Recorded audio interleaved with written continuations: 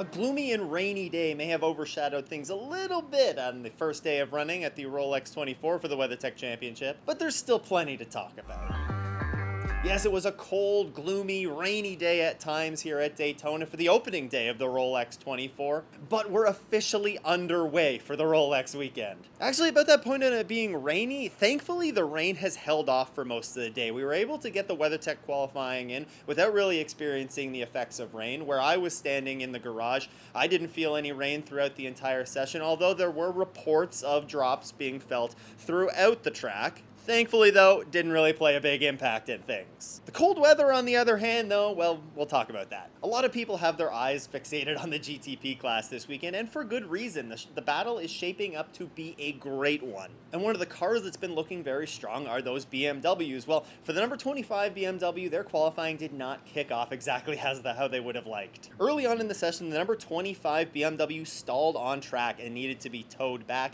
They didn't set a single time in the qualifying session, and with them needing to be towed off, it resulted in the session's only red flag. Another car that didn't participate in qualifying was the number 5 Proton Porsche. They experienced a front right suspension failure in the opening session, sustained quite a bit of damage from that, and were forced to miss qualifying. Now, if you're following along with me, front right suspension issue. Porsche just introduced some suspension upgrades to their 963, so while I hope this isn't something that's going to plague these cars or even be a talking point at all throughout the rest of the weekend, it is something that's worth keeping an eye on. Back to BMW though, and they are one manufacturer that has looked very, very strong thus far throughout the Rolex weekend as well as last weekend at the Roar before the 24. After setting the fastest lap in the Roar before the 24, BMW backed that up in practice with 3rd and 4th best times in session 1. They would go on to back up that pace in qualifying as well, as the number 24 BMW, the only one that set a time in the session, posted a 1:33.895 second lap time by Dries Van Thor. That time was good enough to be almost 3/10 clear of the next closest GTP. Now, due to that red flag earlier in the session, it cost us some track running time, of course, and as a result, a number of the GTP entries didn't really get to put in a representative lap time. The top 6, though, were all able to get a solid lap in, and they were separated overall by just half a second, as we hear the MX-5 Cup cars come out for about to start their first race of the weekend. There was also a very sketchy moment at the end of qualifying as the number 60 Acura, driven by Tom Blomqvist, was looking to get around the number 62 Lamborghini as he was on a flying lap. The 60 looked to be quite a bit faster coming out of turn 7, and they ducked below the 62 into NASCAR turn 1. The two almost made contact initially and actually made a little bit of contact later on, but I think considering the point in the track that they were at between NASCAR turns 1 and 2, this very well could have gone much worse for the two of them. The bigger loser out of that, if you could say there was one, was Tom Blomqvist. He lost what looked to be a really good lap time, and with the pace that Acura has shown throughout the weekend,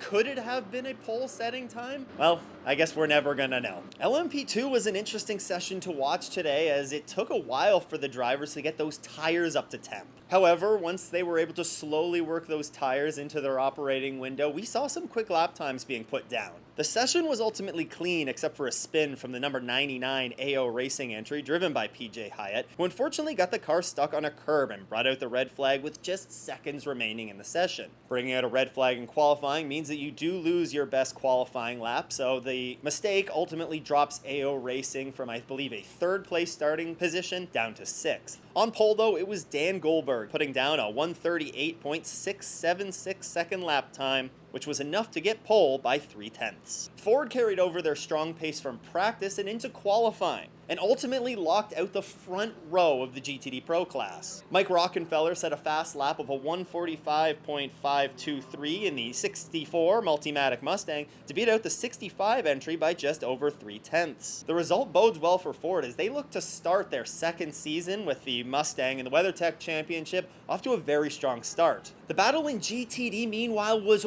razor thin, and in the end it was the number 120 Wright Motorsports Porsche driven by Elliott Skier who managed to pick up the pole. They beat out last year's Rolex 24 winner, the number 57 Windward Racing Mercedes of Philippe Ellis, by 18 one-thousandths of a second, and just a few thousandths behind them you'll find the number 45 Wayne Taylor Racing Lamborghini. Now, this incredibly close qualifying session was present throughout virtually the entire GTD class. In fact, the top 10 were separated by just 3.5 tenths of a second.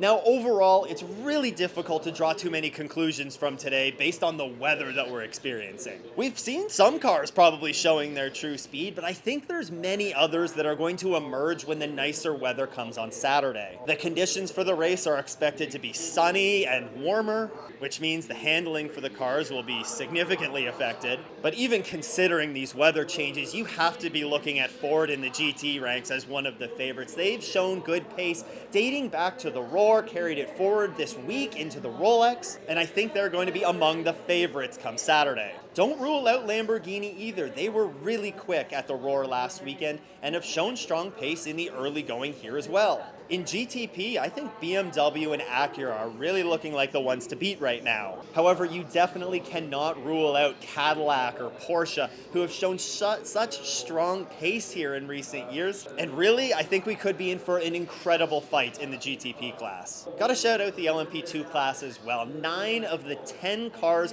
qualified within a second of pole. And considering that it was the bronze drivers qualifying all of these cars, the sort of cold, damp conditions that we were experiencing, the fact that we didn't see any real significant incidents in this session, I think the drivers deserve a kudos for that. I also want to touch on the Michelin Pilot Challenge, as they had their qualifying session today as well for their 4-hour-long BMW M Endurance Challenge. There, Porsche and Ford looked very strong in practice, and they came out and dominated in qualifying as well. Luca Mars in his Porsche set the fastest time in GS on a 152.117 for RS1, good enough to beat out Sam Paley in the Mustang by half a second. Now, I said that Ford and Porsche dominated qualifying. Well, they make up 7 of the top 8 starting spots, with the only other car in there being a McLaren. The Hyundais, meanwhile, looked strong in TCR. After showing good pace in qualifying, the number 33 Brian Herta Autosport Hyundai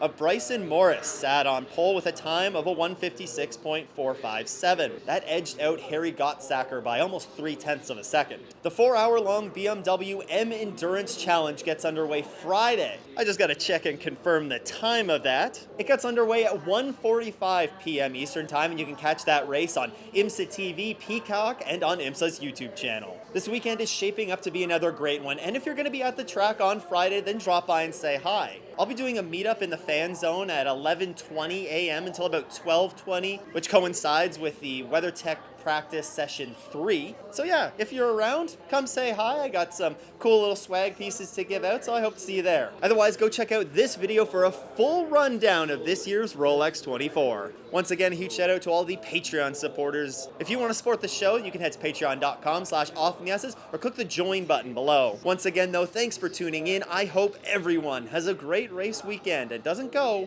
off in the S's.